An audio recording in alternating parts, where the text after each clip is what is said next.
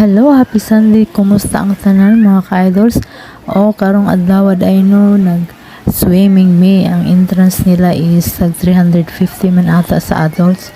Tapos na vertical nga gyud mga ka-idols kay kuan ilang gibutangan og balod. Oo, ilang kuan ba. Mura pud kintahay og nasa dagat. Feel nindot kay ang view mga ka-idols kung wala palay bata na lami jud kay maglibot diri og mag-picture ba. Dili lang kay mauni na swimming pool no, daghan pa swimming pool.